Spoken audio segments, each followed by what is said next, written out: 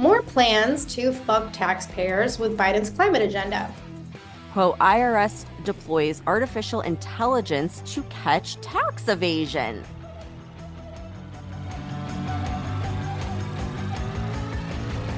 I'm Stephanie Keith. And I am Tara Manjakovic. And we are unapologetically outspoken. Hey everyone, before we dive into today's episode, I wanted to let you know about my Black Friday sale with my program, Digital CEO. This course teaches you how to create your own branded app and set it up for recurring passive income.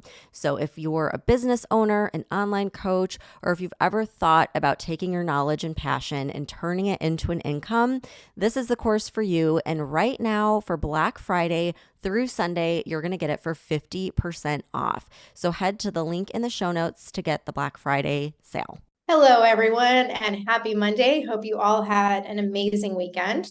So, Stephanie, the big news on Friday was that the Biden administration announced what I consider to be more plans to fuck taxpayers with Biden's climate agenda.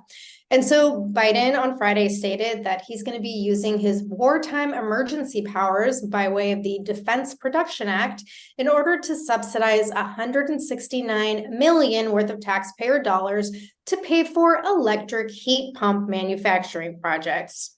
So the Defense Production Act is basically supposed to be invoked like during times of war or a national crisis. It's a way to protect national security against outside threats. And as we've discussed before, the Biden administration believes that climate change is the biggest existential threat to humanity, more so than nuclear war or anything else.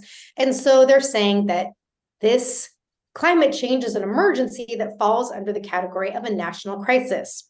So the Daily Caller reported on Friday that National Climate Advisor Ali Zaidi, I probably said that wrong, stated that Biden will be using these emergency powers to basically turbocharge U.S. manufacturing of clean technologies and strengthen our energy security. Because that's what's important when we're on the brink of World War III, right? Is strengthening our energy security on electric. Yeah, it doesn't surprise me, but it's like, at what point do we start asking if he's intentionally trying to hurt America? Because it just defies all logic. And it's like when he first depleted the oil reserves, and those are supposed to be used for times of war. And now this, and it's like, it's just as idiotic as him talking to Xi Jinping about climate change initiatives while China is opening coal plants daily and the world is on the brink of like a massive war. It just doesn't make sense. Yeah. And it's like, I guess the Biden administration actually invoked the Defense Production Act to facilitate their climate agenda back in like June of last year. But this is going to be the first time that taxpayer funds are actually being deployed under that authority. And so, of course, as always, the Biden administration is saying that heat pumps are more efficient energy than fossil fuel powered heating. But as we mentioned several times on this podcast, all of this comes at a huge cost to American taxpayers. And you even have data from the U.S. Energy Information Administration that's showing Americans who rely on only electricity to heat their homes are going to pay significantly more this winter than those who heat their homes with natural gas. Yeah, and that was going to be my next question, because I feel like electric bills are already outrageous, but just think about how out of control they're going to be. The more and more they keep like pushing this switch to electric, it's, the supply or the demand is going to go up. So the price is going to go up. It's like basic market or supply and demand 101, which this administration clearly doesn't know anything about. But he doesn't care. Like, Biden doesn't care. This administration doesn't care. The only thing he gives a shit about is himself and like maybe his son Hunter. And that's it. He doesn't care about the American. Well, speaking of his son Hunter, here's the latest update on the Biden crime family impeachment inquiry, because as we mentioned last week, James Comer and Jim Jordan announced they were sending subpoenas and requests for interviews and documents to like a bunch of Biden crime family members. So not just Hunter Biden and Biden's brother James, but also to Biden's daughter-in-law, Melissa Cohen, and to the widow of his deceased son, Beau. Her name is Hallie Biden. And so NBC News reported on Friday that White House counsel Richard Stauber is now demanding that GOP lawmakers withdraw all of the subpoenas, saying that they are, quote, unjustified because the impeachment inquiry is illegitimate, end quote.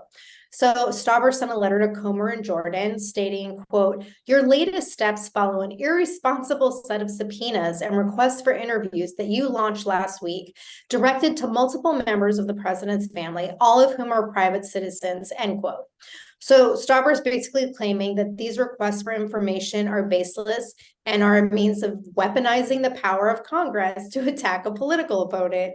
I can't even listen to that without laughing. It's like, how can they sit there with a straight face and say something like that when right now Trump is like literally sitting in court as they're trying to not only destroy him, but take down his business and all of his family members that are just, regular citizens. Like, what the hell? Yeah, but it's like, as always, the hypocrisy of the left is like so in your face that it's infuriating. It's like nobody has weaponized the government more than the Biden administration and going after Trump, not to mention all the J6ers, going back to the, parents at the school board meeting, the MAGA supporters, and basically anyone that they deem as a, quote, threat to democracy. And so, like, speaking of the January 6th thing, on Friday, I guess House Speaker Mike Johnson announced that more than 40,000 hours of the January 6th Capitol Police security video is going to be made starting today, actually. This is Monday, right? Yeah, the 20th. Members of the public are going to be able to view footage on terminals in the committee's offices on Capitol Hill. And so if you want to do that, I guess you can go online and request a time slot via email. It's email CHA rep.oversight requests at mail.house.gov. And apparently the advantage to this in-person viewing is I guess you can select like individual cameras from this interactive map that separates the Capitol grounds and these different zones, and you can narrow the footage by time frame. And I guess you can't do that if you just go online. But even though this sounds really cool, Stephanie, like the conspiracy side of me is just thinking like this is just another way for the Biden administration to track who's interested in the truth and like see who's looking at this shit. Like, don't you feel like that? Yeah, I think so.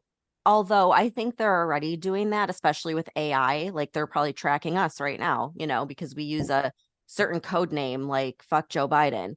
Um, but I think if anything new was going to be revealed with January 6th, I think it would have come out already. I really do, because it's like, multiple people have seen it now. The good thing about the footage being made public is that it did help that QAnon shaman guy, or what they called the QAnon shaman, Jacob Chansley, get out of prison, showing that he was personally escorted through the Capitol by Capitol Police. So I think that this footage could really help the other January 6th defendants in their cases, because they've been asking for this for 3 years and it was not provided to them. And so if it can help them, make a case for why they should finally be released from prison, I think that would be, really helpful. But I don't hold out any hope that this is going to reveal anything we don't already know. No, and I guess like some of the footage is going to be blurred so that you can't identify people's faces. And then they're going to withhold some of the video that they deem to be security sensitive. So obviously that's raising a lot of questions about the actual transparency of releasing the footage at all. And one of the January 6th defendants, Will Pope, I guess he posted on X, quote, releasing batches of J6 CCTV is merely a way for Congress to pretend they're making the tapes public while holding back important footage they will someday get to us in a, quote, future batch, end quote. Oh no, not end quote. He continued, they gave it all to the FBI in January of 2021. Americans deserve it all in one batch too, end quote. And so then other people have commented that they expect like Google and YouTube are going to censor some of the released footage or the clips that people try to upload to their social media. And I definitely think that's going to happen.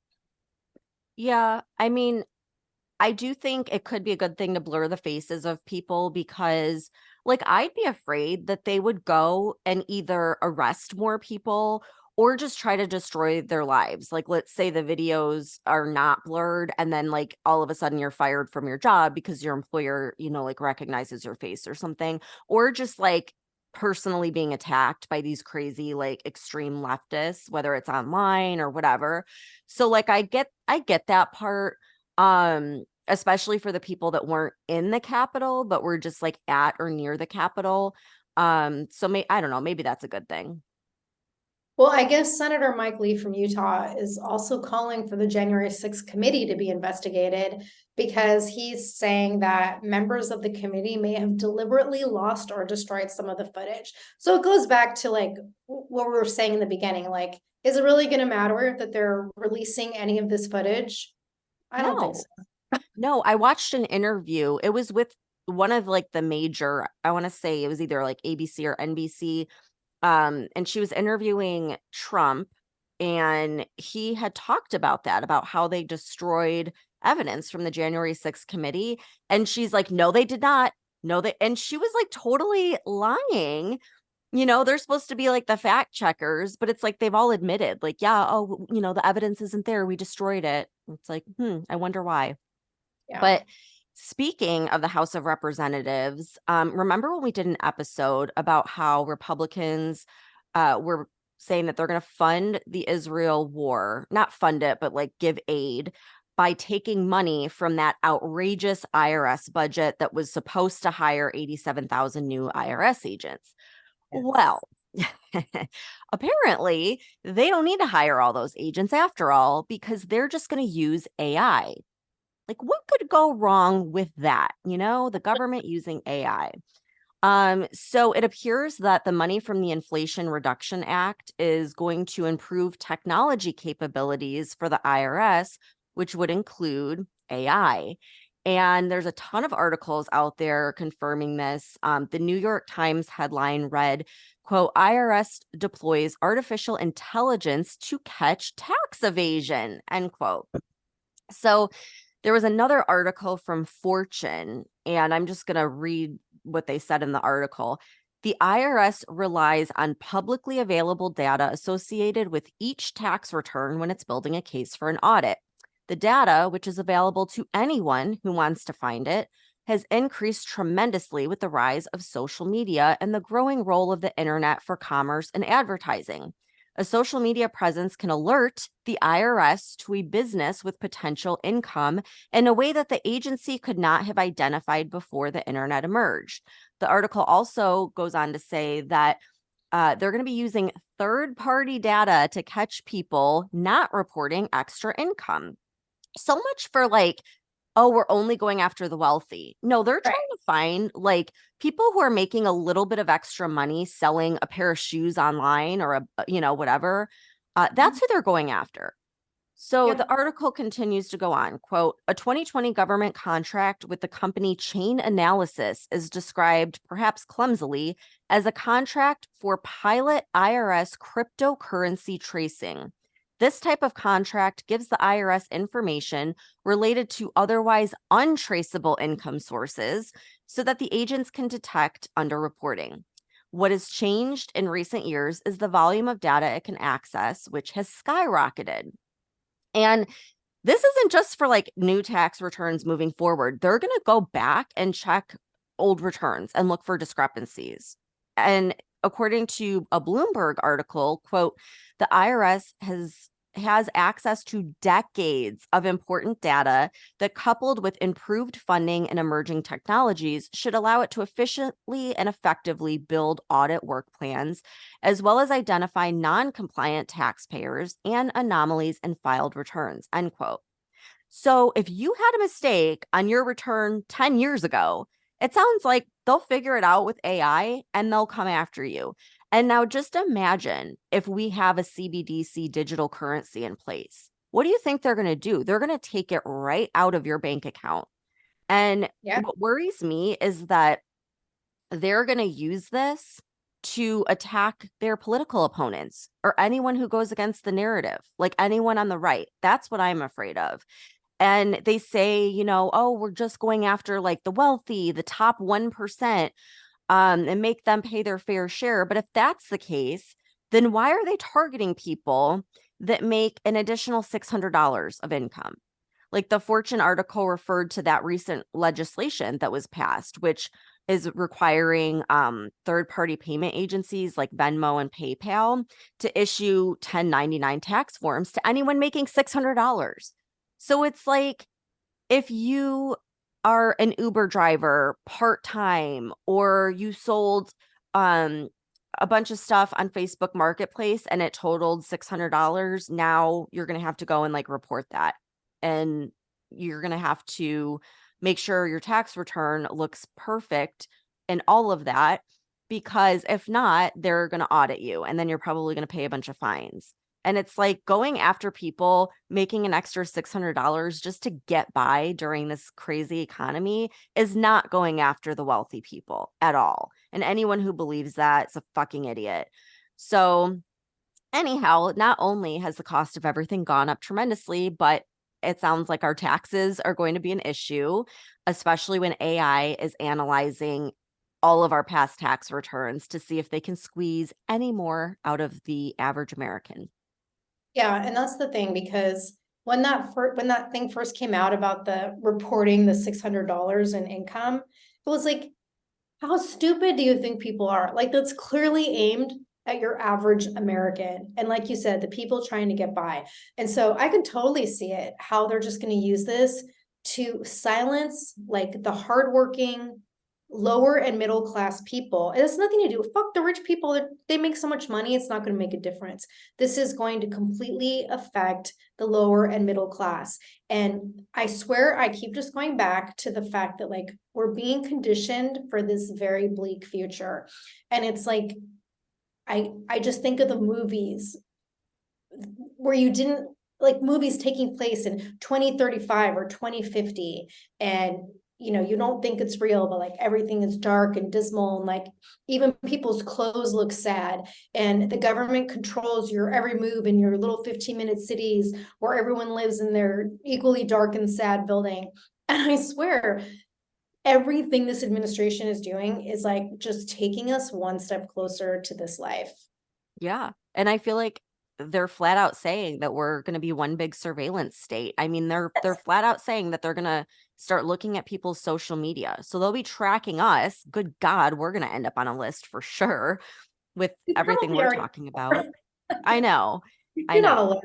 It's just crazy. And it's sad too, because a lot of the people that they're probably going to catch are going to be people who are trying to start a little side hustle just to get by and can't afford, to go through an audit and everything else. So it's really bad. Because they can't pay to heat their fucking homes in the first place. Right. Right. Or buy food or gas for their car or anything else. And that's what they want. So yeah, that is not good. AI government control. Great. So yeah, happy Monday, everybody. We'll be back on Wednesday, hopefully with some better, brighter news, but you never know. So thank you everyone for tuning in, and we'll see you back here next time.